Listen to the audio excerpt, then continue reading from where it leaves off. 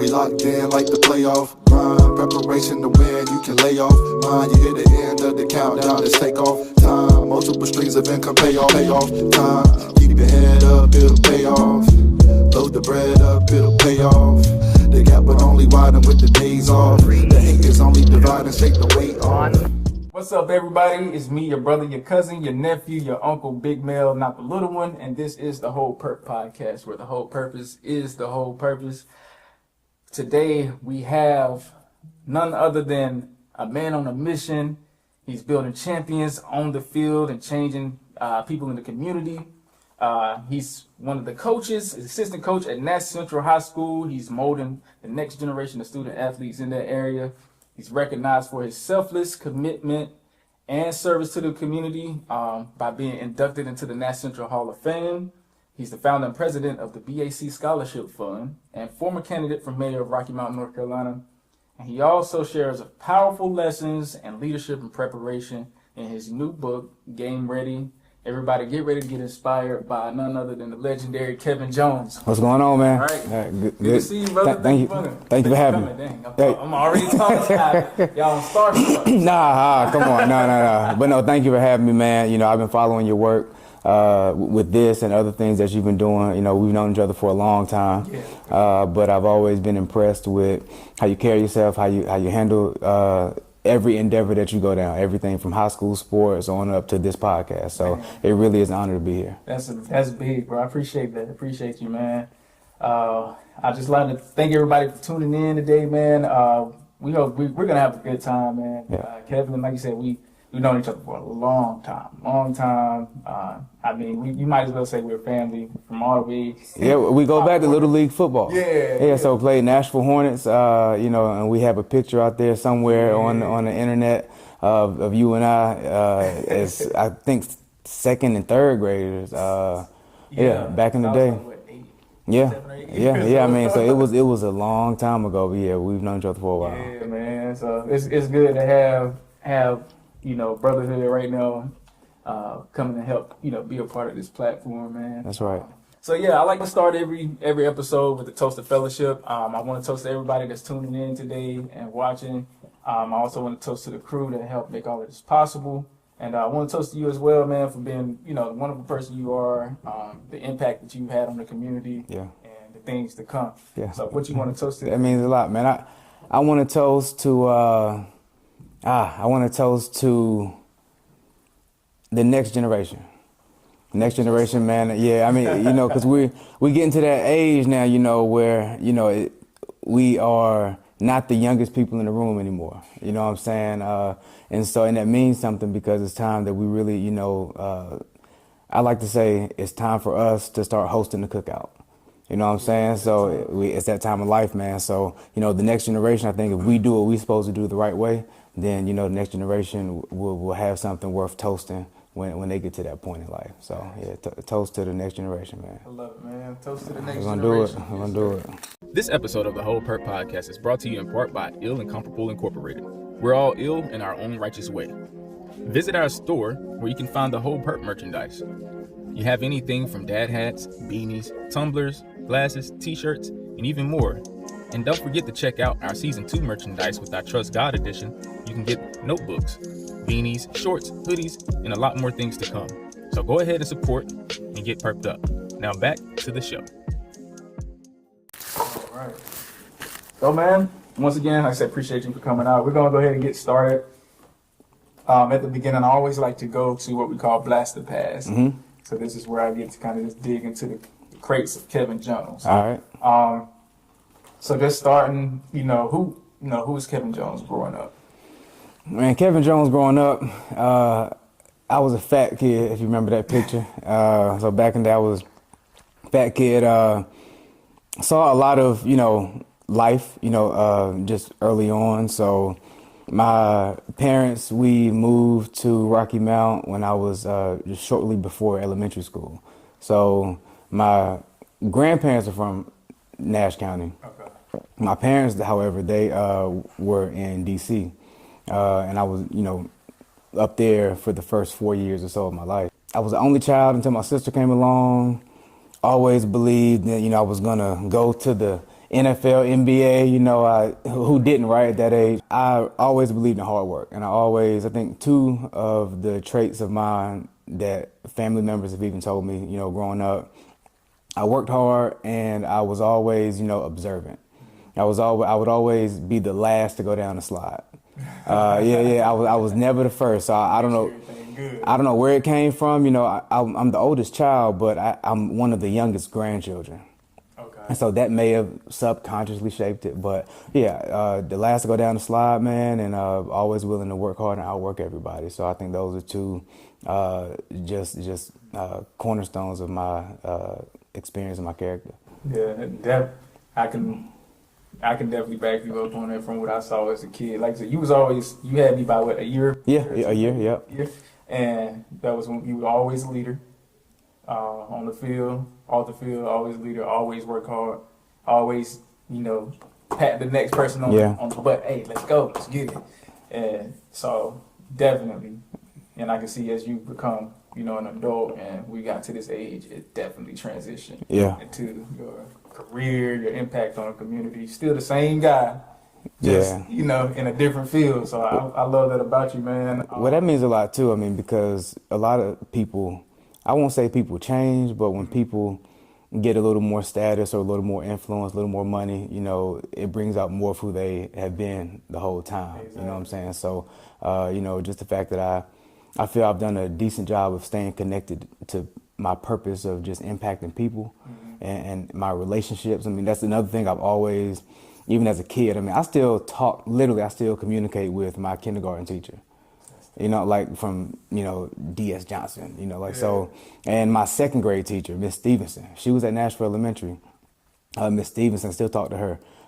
So, those relationships have helped. So, so it's good. And I'm thankful to hear somebody who's known me for a while to say that, I haven't changed, at least the good things, Yeah, I'm about to say, you've grown. Grown. So it's dope, man. I love to see that, like our brothers, man, our brotherhood. So, speaking of that brotherhood, what drove you to the game of football? Like, I know you said you always, worked hard and, everybody had their dream of NFL, NBA, whatever. Yeah. What was that thing that said, I gotta play football? Yeah, I think it was just the joy of doing it in the backyard. Just about every young man who's, remotely physically active, they like to get out there with the boys, play football, knock around, kill the man. If you got enough, you're going, get 5-on-5, whatever. And that's what drew me to it, just the level of toughness, like you get to tackle people and be tackled, or, that's what drew me to it. But what really did it for me, so I was terrible, and I didn't make the 8th grade team. Yeah, and so Nash Central Junior High School at the time, I didn't make that team, and I never got any playing time at the Nashville Hornets. Because remember that, before we moved, because I moved to Rocky Mount, and so I didn't do the Hornets as long as you did. But there was a time when you and I were both on the team where there wasn't a JV. Yeah. There was just one team, and so you and me at 8 and 9 years old were playing behind Chafin Lewis, Chad Green, and even Emmanuel was barely at a certain point. He was barely in the lineup because you had all those guys who Reggie Brinkley. So even a athlete like Emmanuel, he at his younger part, he was probably in the rotation, but you had guys who were all part of that Northern Nash 2002 state championship team who were running the show. And so, we were stacked. Miguel, Chad Green, Charles Washington, Chafin Lewis. You had that whole 2002. It was stacked. And we were winning too. we were winning, man. And so that part of it, I didn't play then, obviously. And then we had to move around. So my parents, lost their job. They spent a couple of years getting their footing, financially. And so during that time, we moved around. And so I ended up not playing again until 8th grade, got cut. 9th grade, no playing time. 10th grade, I cracked into the rotation. But what I realized, and one coach told me, he said, Kevin, don't ever forget what has made you as good as you are, and that's how hard you work. And he told me that, when I was in 12th grade, I made all conference and all telegrams on my face. So remember the day after Christmas, the telegram comes out with the all area team. And like most of the guys who, would joke on me, not pick on me, like nobody hurt me, but, a lot of guys who would like joke on me a little bit in 8th grade, 9th grade, like they weren't in the paper.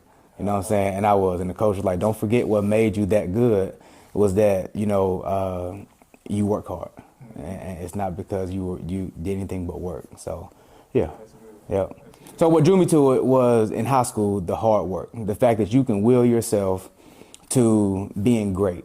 And if you not great in the sense of Maurice Claret type greatness, but it's like, relative to where I was and where I ended up, like a lot of that was God's grace and Kevin's will to just be great and work hard and make it happen. So and greatness is perception, that's all. It's relative. It's all relative, man. I feel like, in my eyes, and along with a lot of your teammates, I'm sure they'll say Kevin Jones was definitely one of the greatest that we had. Yeah. To touch the field at Nash Central. Yeah. So, and I've had people tell me that, and sometimes it's gone unprompted. And a lot of the guys who say that are in between the 2005, 2007, 8. Because I think every generation, like, for every generation of Jordan, there's a generation of LeBron. You know what I'm saying? And Kobe. So, but I was pretty good. And if I was 6'3", 6'4", I would have gone like power 4. Because I was a pretty solid defensive player, and I was fast too. So, love content. Yeah. I tried to kill people, so I was pretty good. But yeah, that's what drew me to it: the physical nature of it, and the fact that you can go into the lab. You don't need nobody, to just go into the lab and work on your craft and get better and be better than the next man and be better than you were a day, a week, a year ago.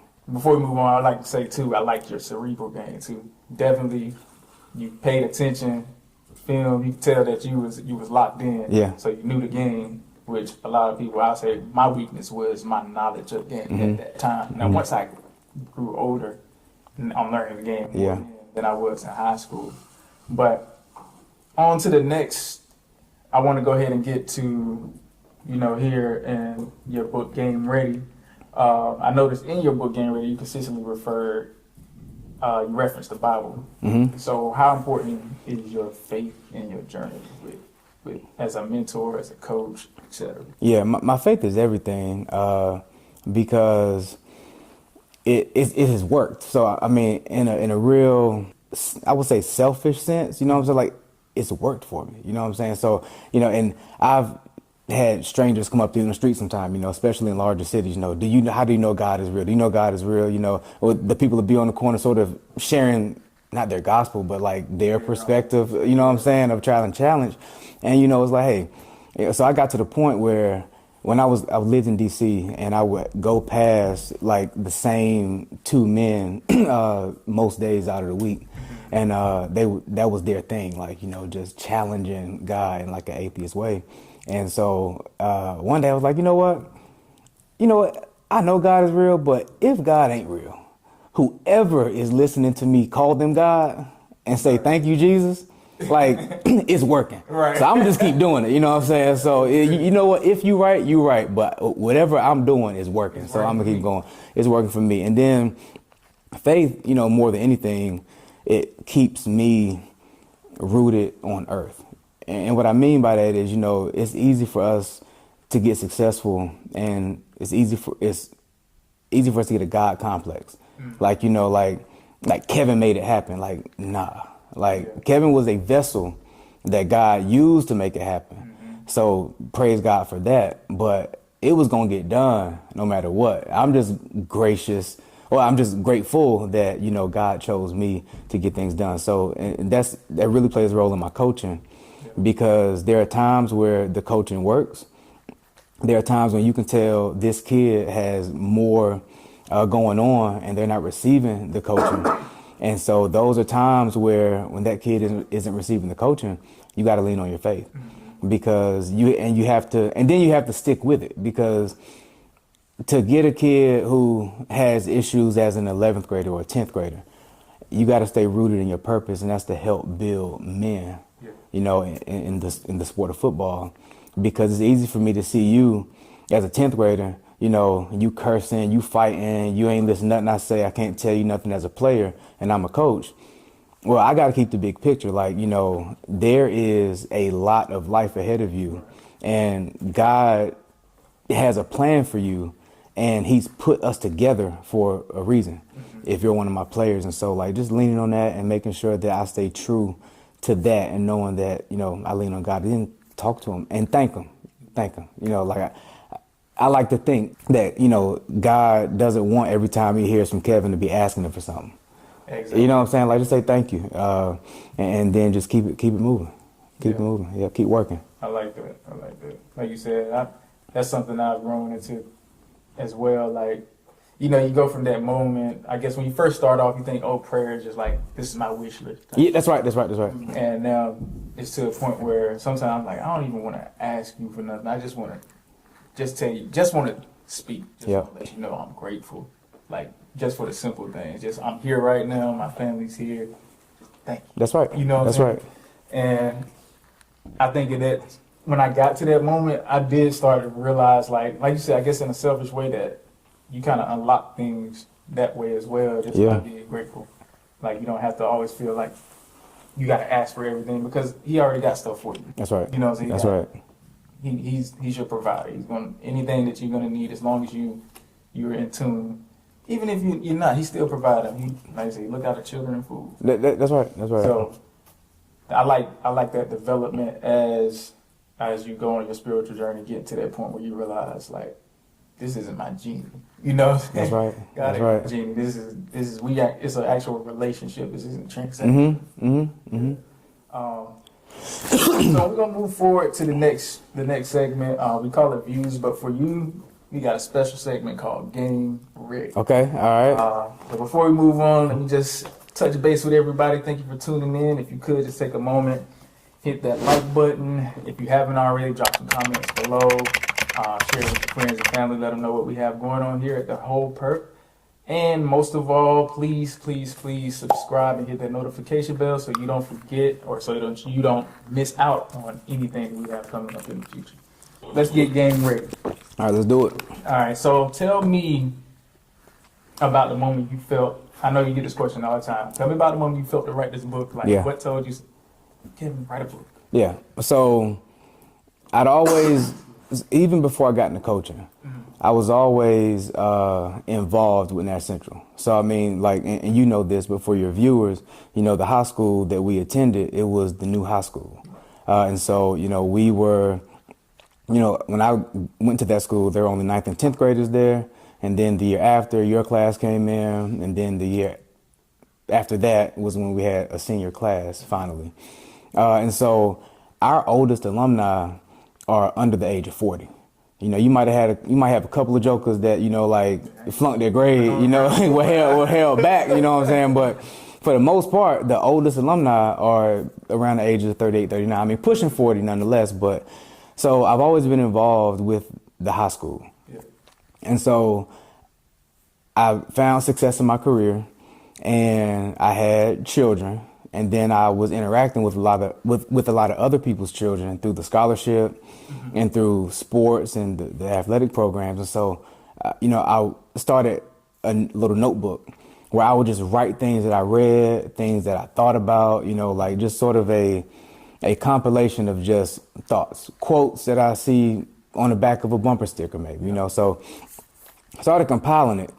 And then my daughter got into middle school, and then I really started dealing with the high schoolers, right? So through the scholarship, I'm like, like it's a lot of, and then I realized I'm about 4 years at this point into the scholarship. This is about 2018, 17, 18. Yeah.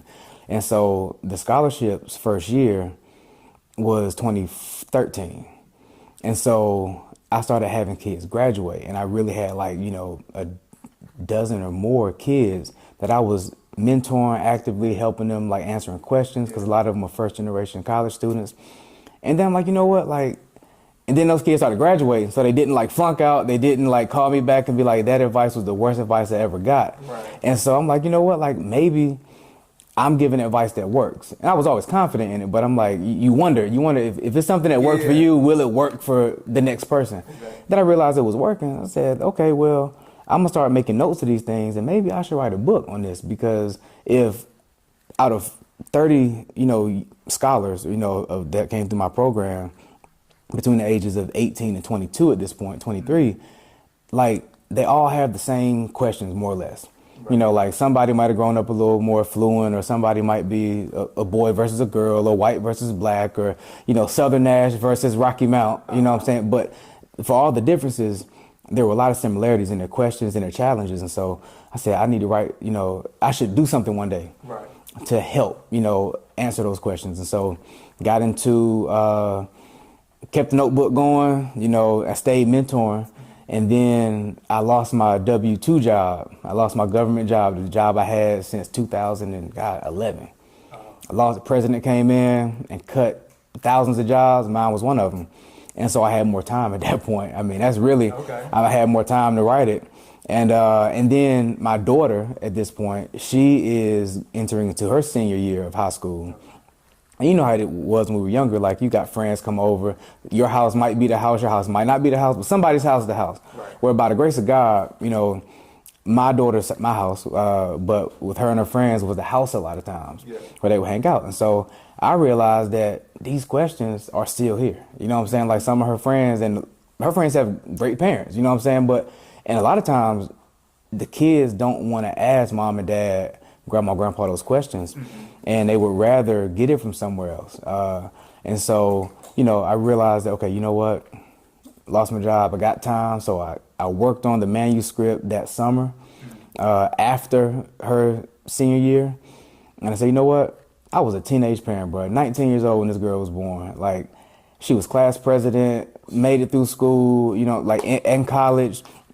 And I blame most of that on my wife. I just married well, you know what I'm saying? And shout out to my wife. But I'm like, you know what? I did something right. Like, in the rightness that is my daughter. Now, of course, 18 years old, there are some good choices she made and some bad choices she didn't make. You know what I'm saying? That got her to where she was even at the high school level. But at the same time, I felt like I played a part in it. And she started quoting back my good advice to me sometimes, as she got older and started getting sad about leaving. So I said, you know what? I'm going to write this book. So I finished it towards the end of the year. And really, and one thing going back to who Kevin Jones is and not wanting to be outworked, like I sat on the manuscript for about 4 months. And then somebody that I know, smart guy, you know what I'm saying? I like him. I know him well. But he published a book. And I'm like, ain't no way, because that competitiveness kicked in. I'm like, ain't no way this joker published a book. And he got boxes of books, and I'm like, ain't no way, bro. I went home to my wife, I said, hey, if he can do it, I'm doing it. Like, I'm gonna figure out a way. And so I published it. And I'm really glad that I went through with it, because I really do feel like, even in the Bible talks about, going after the one. And so you can write it with the plan on it being a bestseller. And, I welcome that. I claim that at some point. But, at the end of the day, if my experiences and my perspective can help shape or change the life and perspective of one person, then it was worth it. Because that person's going to go on to impact and shape the perspectives of other people. Yep. That's good, right? I can definitely say, like I said, I'm probably around the halfway mark in that book right now. And from the jump, I'm grabbing sticky notes. Like, I need to write that down. Like, because you got so many nuggets in there. And like you said, in the book, you can tell it's not just for students, not just for athletes. It's for everybody on every level. Yeah. And some of the lessons, like, you tell me, what were your top 3 chapters? My first one is Run Through the Line. And that's early in the book, and that's one of my cornerstone philosophies, man, because you can't let up when you're almost there. Like, you just can't, and that's everything in life.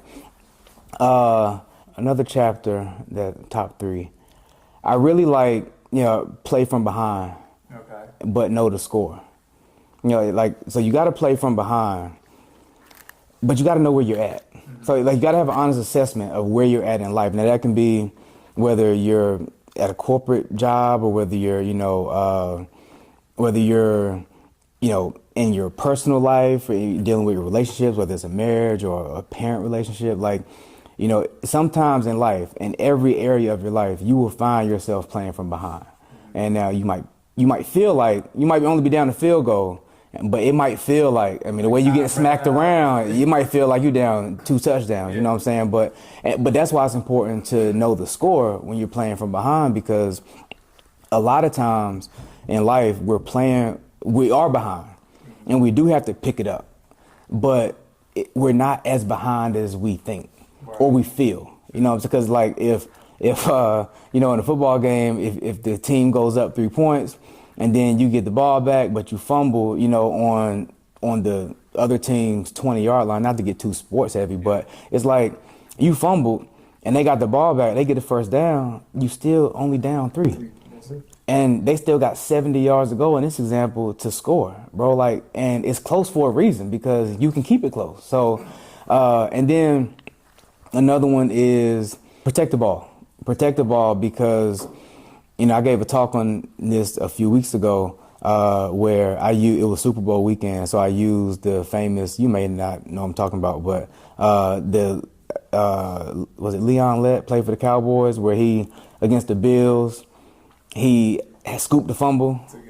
No, he took it the right way, but then he celebrated, and then the receiver came behind him and slapped it out. And it's like, protect the ball, bro. Like, and even as a running backs coach at Nash Central, you know, and I love running backs coach because so much of running back position is effort. Like, bro, especially at the high school level. Now, if you master effort and just running hard and aggressive, and you go that way and go that way, you know what I'm saying? Like, so a lot of guys, they be like, well, you know, I'm trying to get to the end zone because I'm trying to score. Like, and I always ask them, with what? Like, what you mean? Like, myself? No, you got to get with the ball. Like, and this is biblical too. It'll preach another day. I ain't gonna try to preach it today. But you know, it's one of those things where, like, you just a vessel that's getting the ball to the end zone. Just like the way God uses us. Like, you think it's about you, bro. Like, it's about getting that ball to the end zone. Now, so if you are the vessel that's being trusted to get that thing into the end zone and score points for your team, but you don't protect that thing that you are being trusted with, you can get to the end zone. But if you don't protect that main thing, then none of that counts. And all your effort is not worth it.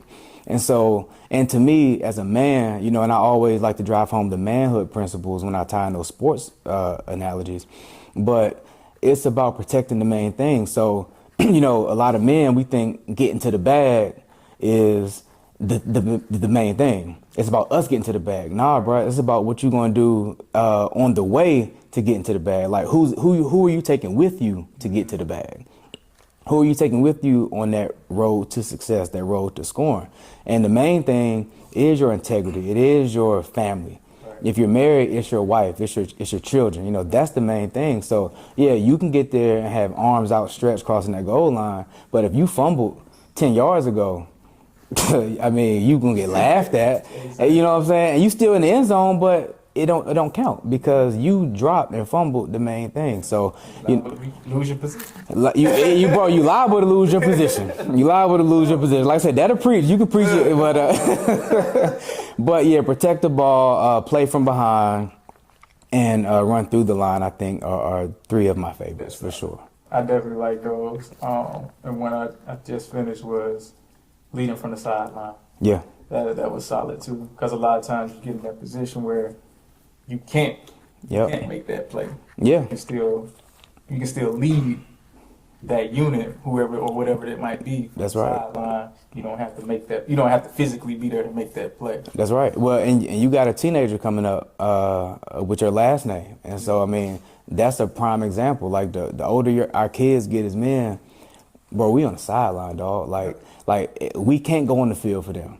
And we got to leverage our coaching ability, our motivation ability, our, you know, just all the soft skills that we maybe, you know, as younger dads didn't have, you know what I'm saying, to give. But we got to really build those, man, because that lead from the sideline, bro. Like, even with that oldest child of yours, man, like, you know, and you'll see with the younger ones too, as they get older into them teen years, man, you know, 14, 15, 16, where they hanging out with the boys and got a lot of outside influences, you got to lead from the sideline, you know, and you can't go out there with them on Friday nights when they're 17 years old, you know, and make the right decision for them.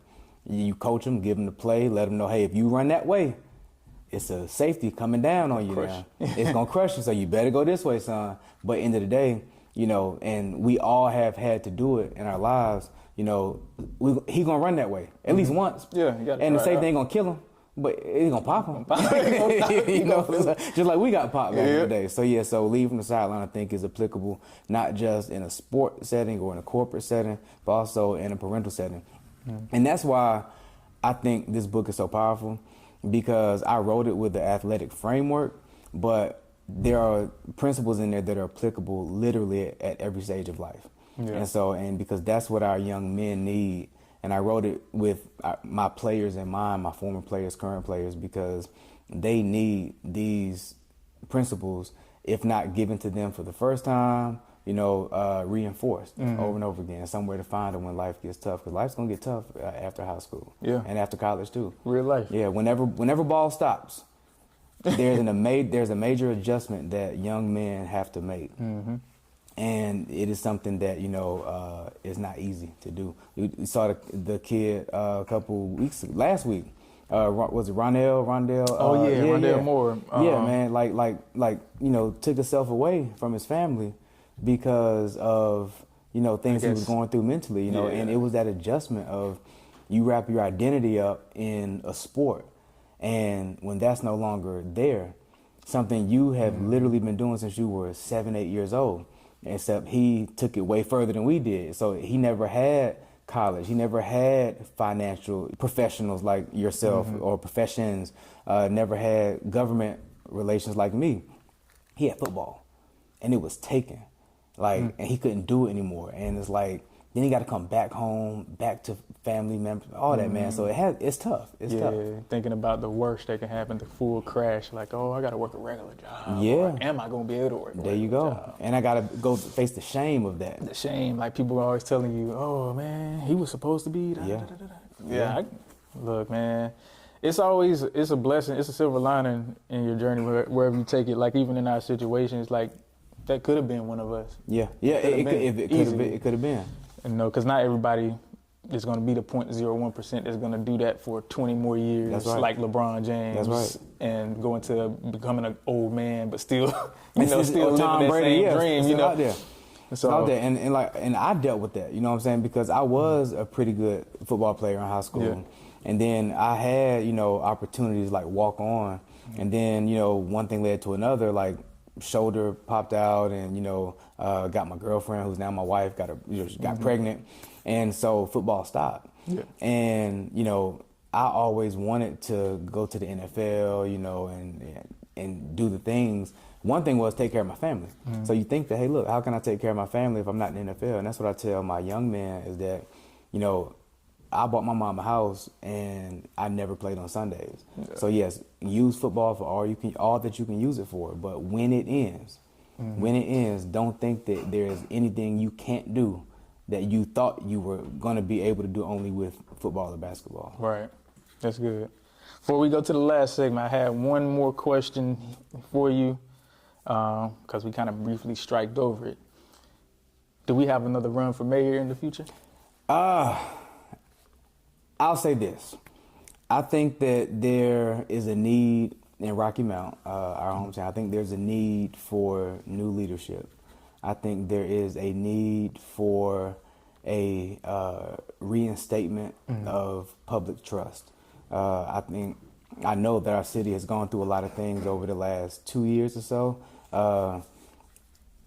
Gone through a lot before that, but last 2 years with the budget crisis and that's been crazy. And with the light bill issue, I think public trust has been fully eroded. And I think that affects everything else related to the city of Rocky Mount, and that it affects the city's growth. So I think that to answer your question, we'll see.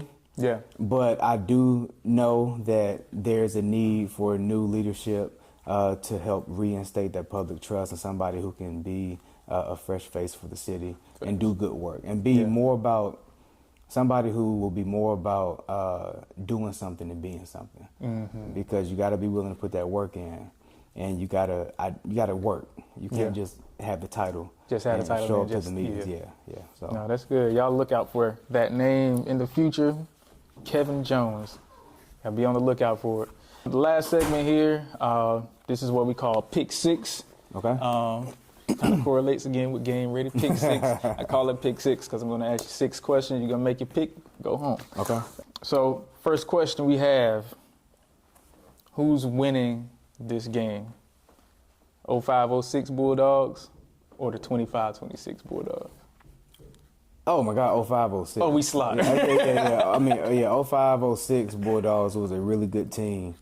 And the 25-26 Bulldogs, we were really young. I mean, those two teams, it would have been the old guys. Yeah. If you go back 2 years to the 23-24, 23-24 Bulldogs, I don't know. Like, y'all had a dog. What's his name? James Rogers. Yes. Yeah, I mean, like, you know, and the older we get, the better we were. You know, you ever heard that saying before? So it's like the further we get along in life, the better we were back in the day. Right, exactly. You know what I'm saying? But now, and I've had a talk with, you know, and Emmanuel being one of them, you know what I'm saying? Like, and that's our guy, you know, like Emmanuel, solid guy. And I'm so proud of how he's grown. He's ever confident, right? He lacks never a lot of confidence. things, but confidence is Never not one like of them. that. And you know, he would come to the games, swear up and down, you know, like, you know, what he would do if he was out there. And I'm like, I'm out there every day with these boys. And there's some truth to what you're saying. Matter of fact, a lot of truth. But it's certain kids that I would point to like, he would have cracked you. I'm like, telling you. He would have cracked you. These young boys different now. Number 2. You done answered this one. What succeeds easier or more proficiently, talent or hard work? I think talent gets you in the door, but hard work is what does it. Hard work is what does it, and I see it all the time as a coach now, you know, and so it's not just something that I pull from my experience personally, but I see every year, you know, different schools, you know, like, because as a coach, you interact with different kids. Yeah. You'll have kids who leave 1 year, but hard work, man, like, you cannot replace hard work. Yeah. If you obsess over it, it's hard work, man, and you know, talent can be built, talent can be developed, but you know, that hard work thing, if you ain't willing to work, you ain't gonna have it. Yeah, you gotta have it in. Your coaching style, is it more of a tough love or encouragement? If you had to pick one, is it more of a tough love or encouragement? That's tough. Because I'll say this: I start with encouragement, but the tough love with a lot of kids comes. You know, so one example, you know, there was a kid who was doing something, you know, nothing bad, but teenage stuff. Teenage stuff, man. And, you know, I ain't gonna put the situation out there, but it was teenage stuff. It's fully legal. It's just, as a man, you can see where it could go. Yeah. Sort of deal. And so I told him, I said, hey, like, don't do that. Like, because you're a great kid, you know, you got a lot of potential. And if you keep doing it, here's how this little thing can impact your future in sports. And, you know, he kept doing it. Of course. And I'm like, you know what? All right, so now I called him out in front of all the boys. Because I'm the type of coach where I'm going to get in your ear. I'm going to wrap my arm around you. Hey, bro, that ain't right. Fix it, da-da-da. You know, one-on-one to make that connection. But long story short, I called him out in front of all the boys, and he ain't like it. But I think he fixed it. Like you said, sometimes that's what it takes. I think he fixed it. And he's a really, really, really good kid, man. He can play on Saturdays. He can play on Sundays. I promise you he can. Like, he can play on Sundays. Yeah. So it's good to have that moment with him, because a lot of kids, when they're that talented, they feel untouchable. That's right. So that's good. Somebody's there to, hey, come back. That's right. Let me tell you. Yeah, so That's good, man. Number 4, I think we are. Yeah, number 4. What's more embarrassing? Getting blown out as a coach. Okay. Y'all lose 40 zip, or getting ran over on the field in an open field tackle. And open player. As a player, I think more embarrassing, man, is getting blown out. I mean, no, I'm sorry, getting ran over open field, because when you get blown out, you can still. I'm not a head coach, nor have I ever been. So I think ultimate responsibility falls to the head coach. Yeah. But I would say getting ran over open field, because and then if you get ran over, that means the running back is moving, and that means there's nobody behind you to keep him from moving forward. So that's 6 points in addition to getting embarrassed. Yeah, I've been there. Yeah. All right. What's been, if you could go back to playing, what would you enjoy more, playing or coaching? Playing was fun, but I would choose coaching over playing. Yeah. Because even as a player, man, there was a kid one year on our team who couldn't afford cleats, and and I raised money on the team to help go get him cleats. And so I raised $10 from this player, 10 from that player, 5 from this player. And put up my own little money to buy him some cleats, because he was wearing like a size 3 sizes too big for him.